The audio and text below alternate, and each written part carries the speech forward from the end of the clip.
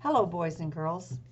Today's story is called The Very Oldest Pear Tree. This is a true story about the oldest pear tree in the United States. It might be a little bit long and a little bit hard for some of you to follow.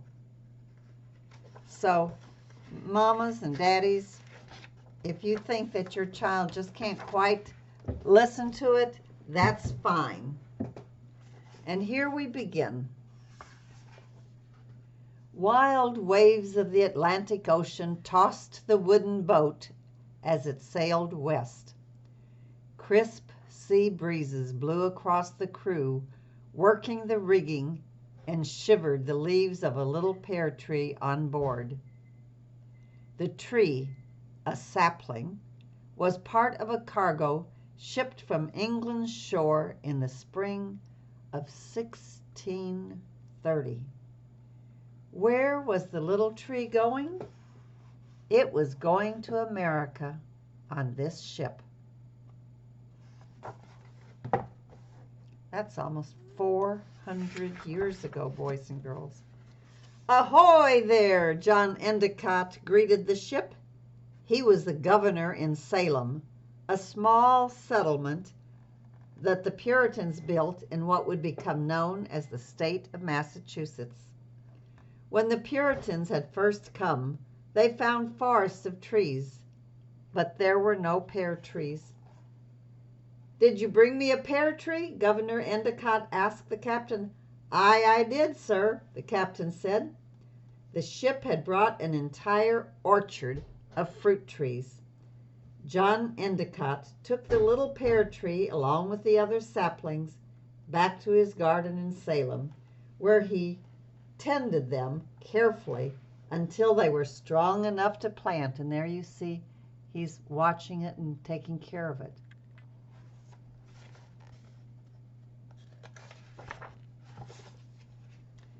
In 1632, Endicott built a house on his new farm, looking out over two rivers that opened to the sea.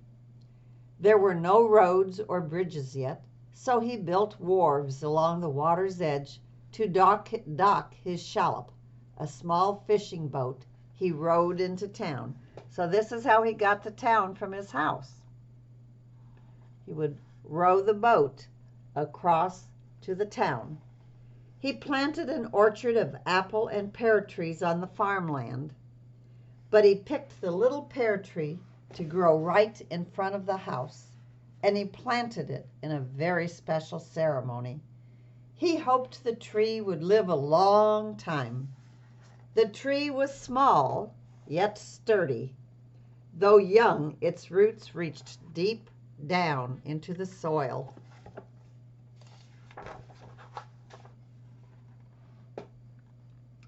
The tree became known as the Endicott pear tree because it belonged to Mr. Endicott. Year after year it grew stronger and taller. Each spring its buds opened into delicate blossoms.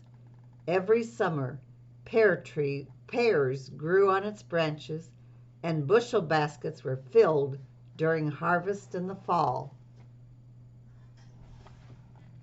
One day in 1644, sparks blew through the orchard.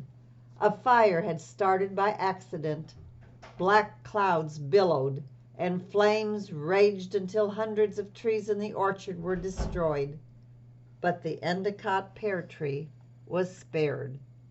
It did not burn up. In time, Massachusetts became one of 13 English colonies.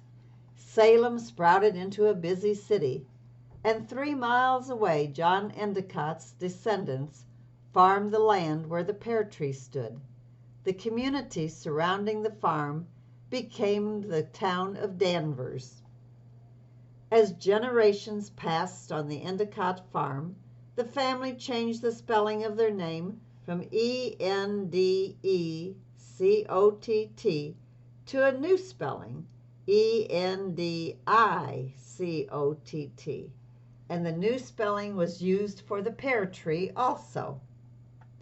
After many years, old barns and stables were replaced, the wharves fell into disrepair, and Governor Endicott's house no longer stood. But the pear tree remained surrounded by cornfields and meadows. So here's the Endicott pear tree.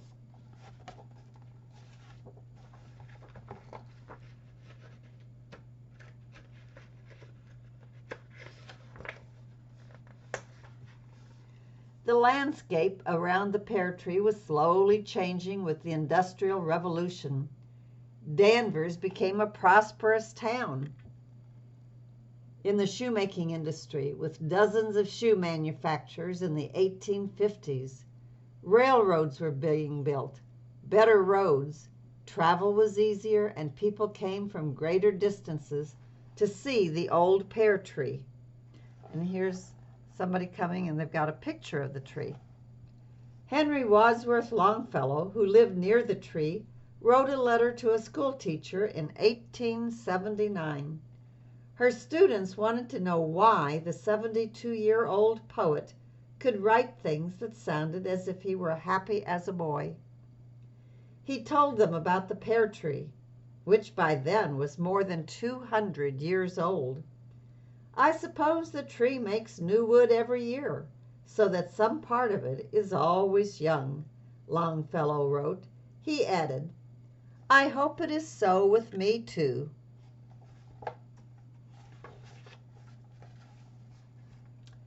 As the 1800s continued and more forests were replaced by cities and industry, many Americans began to think about nature and trees in ways they hadn't thought before. Towns and cities across the country celebrated a new holiday called Arbor Day, holding special ceremonies to plant trees, and trees were the subject of popular songs and verses. He who plants a tree plants hope, wrote a poet named Lucy Larcom. The pear tree inspired Larcom too. She composed a poem honoring it for Arbor Day in 1890. Still a growing, breathing thing. Autumn with the heart of spring. And here she is, sitting under the pear tree, writing her poem. The old tree was more than 300 years old when storm clouds gathered in 1938. Wild winds whipped its branches, twisting and tearing them off. The worst hurricane in the history of New England battered that poor little tree, but the branches grew back. Endicott was a strong tree. The Endicott family sold the farm, and then the land changed hands again, and by the 1950s, the tree stood near a factory that made vacuum tubes for radios and television sets. Off the edge of the factory's parking lot, the tree nearly was out of sight. Under the cover of darkness in July of 1964, silent figures crept up to the tree. By the time these vandals slipped back into the night, every limb had been hacked away, and only the twisted, torn trunks remained.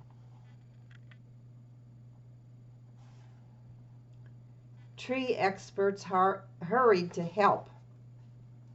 They collected small green twigs from chopped off branches. Carefully peeling back the bark on the trunks, the experts inserted the twigs, sealed the grafts with wax, and wrapped each one with burlap. Yet not a single graft worked. So they would cut into the tree, and they would put little twigs in there and then seal it off with wax so the bugs couldn't get in, and hope that it would start a new tree. But that didn't work for this one. But the Endicott pear tree reached deep, deep down into the soil. It pulled up rich nutrients through its strong roots. Slowly, almost miraculously, 100 tiny branches sprouted along its trunks. It survived. Now a fence protects the pear tree, and rows of larger trees shelter it from storms. A medical center is now where the factory used to be. In 1997, a cutting from the tree branches was used to grow a new Endicott pear tree. This clone or copy of the pear tree was planted at the National Clonal Germplasm Repository in Oregon, an important storage bank for plants and seeds. Now that is a long name for a place. Now instead of cutting twigs from the old tree to plant, people can use cuttings from the clone. Endicott pear trees have been planted across the nation with these cuttings. And see the tree?